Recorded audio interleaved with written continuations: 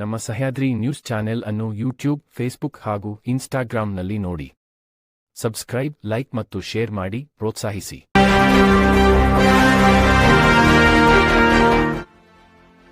SP. Sangliana 2 ಚಿತ್ರದ ಬಸ್ಸಿನ ದೃಶ್ಯ ಎಲ್ಲರ ಗಮನ ಸೆಳೆದಿತ್ತು.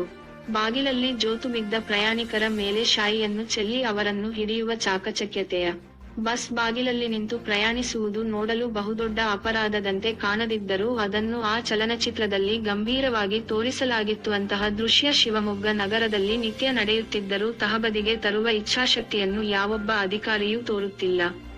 ಚಲಿಸುತ್ತಿರುವ ಬಸ್ ಹತ್ತುವ, ವೇಗ ನಿಯಂತ್ರಿಸುವ ಮುನ್ನವೇ ಅದರಿಂದ ಕೆಳಗಿಳಿಯುವ, ಫುಟ್ಬೋರ್ಡ್ ಮೇಲೆಯೇ ನಿಂತುಕೊಂಡು ಪ್ರಯಾಣಿಸುವ ಇಂತಹ ದೃಶ್ಯಗಳು ನಿತ್ಯ ನಗರದಲ್ಲಿ ಕಾಣಸಿಗುತ್ತವೆ. ಅದನ್ನು ಆರಂಭದಲ್ಲೇ ನಿಗ್ರಹಿಸಬೇಕಾದದ್ದು ಬಸ್ ನಿರ್ವಾಹಕರ ಜವಾಬ್ದಾರಿ.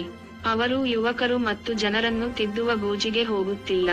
ಇತ್ತ ಪಕ್ಕದಲ್ಲೇ ನಿಲ್ಲುವ ಸಂಚಾರ ಪೊಲೀಸರ ಹೆಲ್ಲೆಟ್ ಕಡೆಗಿನ ಪ್ರೀತಿ, ನಗರ ಸಾರಿಗೆ ಬಸ್ಗಳ ಬಾಗಿಲಲ್ಲಿ ಜೋತಾಡುವ ಯುವಕರ ಮೇಲೆ ಹರಿಯುವುದಿಲ್ಲ. ಇಡೀ ವ್ಯವಸ್ಥೆಯ ಲೋಪದಿಂದಾಗಿ ಇತ್ತೀಚೆಗೆ ಬಿ.ಎಚ್.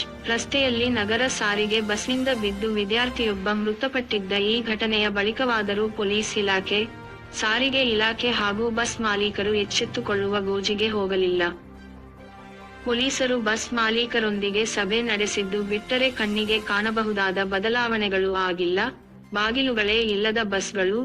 ಶಿವಮೊಗ್ಗದಲ್ಲಿ 60 ಖಾಸಗಿ ನಗರ ಸಾರಿಗೆ ಬಸ್ಗಳಿದ್ದು, ಅವುಗಳಲ್ಲಿ ಬಹುತೇಕ ಬಸ್ಗಳಿಗೆ ಮುಚ್ಚು ದ್ವಾರಗಳೇ ಇಲ್ಲ. ಹೀಗಾಗಿ ಯುವ ಪೀಳಿಗೆ ಲೀಲಾಜಾಲವಾಗಿ ಫುಟ್ಬೋರ್ಡ್ ಮೇಲೆ ನಿಂತುಕೊಂಡು ವಿನೋದ ಮಾಡುತ್ತಾ ಬಸ್ ಪ್ರಯಾಣ ಮಾಡುತ್ತಿರುತ್ತಾರೆ. ಅಕಸ್ಮಾತ್ ಚಾಲಕ ರಸ್ತೆ ಉಬ್ಬುಗಳಲ್ಲಿ ಬ್ರೇಕ್ ಹಾಕಿದರೆ ಕೆಳಗೆ ಬೀಳುವ ಅಪಾಯ ಹೆಚ್ಚು.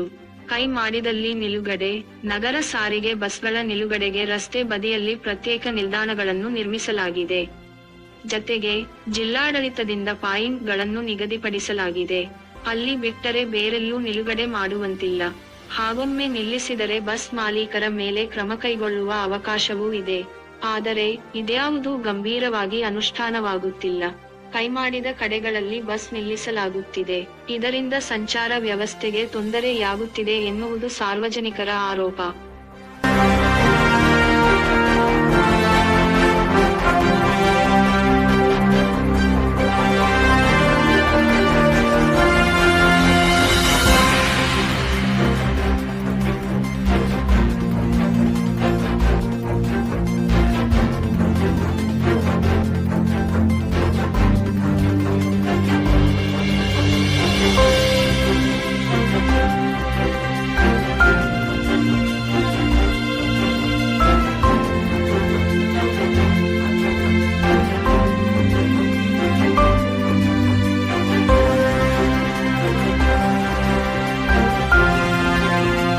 ನನ್ನ ಹೆಸರು ಪ್ರಸನ್ನ ಕುಮಾರ್ ಅಂತೇಳಿ. ಶಿವಮೊಗ್ಗದಲ್ಲಿ ನಾವು ವಾಸವಾಗಿದ್ದೇವೆ.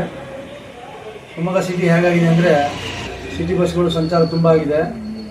ಆಟೋ ರಿಕ್ಷಾದರ ರೇಟ್ ಜಾಸ್ತಿ ಅಂತೇಳಿ ಎಲ್ಲ ಮಿಡಲ್ ಕ್ಲಾಸ್ ಪೀಪಲ್ ಆಗಲಿ ಯಾರೇ ಆಗಲಿ ಬಡಬಗ್ಗರು ಸಿಟಿ ಬಸ್ಸಿಗೆ ಕಾಯ್ತಾ ಇರ್ತಾರೆ. ಸಿಟಿ ಬಸ್ಗಳು ಸಮಯಕ್ಕೆ ಸರಿಯಾಗಿ ಆ ಟೈಮಿಗೆ ಆ ಪ್ಲೇಸಿಗೆ ಬಂದರೆ ಸಮಾಧಾನದಿಂದ ಹತ್ಕೊಂಡು ಹೋಗ್ಬೋದು. ಆದರೆ ಸಿಟಿ ಬಸ್ಗಳು ಆ ಟೈಮಿಗೆ ಬರೋದು ಲೇಟಾಗಿ ಬರ್ತವೆ. ಅದು ಹಿಂಗಡೆ ಇರ್ತಕ್ಕಂಥ ಬಸ್ಗಳು ಅದನ್ನು ಫಾಲೋಅಪ್ ಮಾಡ್ಕೊಂಡು ಬರೋದ್ರಿಂದ ಅವ್ರು ಬಂದರು ಅಂತ ಇವ್ರು ಬೇಗ ಪಿಕಪ್ ಮಾಡೋಕ್ಕೋಸ್ಕರ ಜನಗಳು ಹಂಗಾಗಿ ಹಚ್ಕೊಂಡು ತುಂಬಿಸ್ಕೊಂಡು ಫಾಸ್ಟಾಗಿ ಹೋಗ್ತಾರೆ. ಭಾಗದಲ್ಲಿ ಜನಗಳು ಹತ್ತದಲ್ಲೇ ಎಷ್ಟೋ ಜನ ಕೆಳಗಡೆ ಬಿದ್ದು ಅನಾಹುತಕ್ಕೆ ಈಡಾಗಿದ್ದಾರೆ. ಅದೇ ರೀತಿಯಾಗಿ ಡೋರಲ್ಲೂ ಕೂಡ ಯಾವ ಪ್ಯಾಸೆಂಜರ್ಗಳು ನಿಂತ್ಕೋಬಾರ್ದು. ಕಂಡಕ್ಟ್ರು ಡೋರ್ ಹತ್ರ ನಿಂತ್ಕೊಂಡು ಎಲ್ಲರೂ ಒಳಗೆ ಕಳಿಸಿ ತಾನು ಹೊರಗಡೆ ಎತ್ಕೊಂಡು ಮೇಂಟೈನ್ ಮಾಡಬೇಕು. ಆದರೆ ಕಂಡಕ್ಟ್ರು ಒಳಗಿರ್ತಾರೆ, ಪ್ಯಾಸೆಂಜರ್ಗಳು ಹೊರಗಿರ್ತಾರೆ.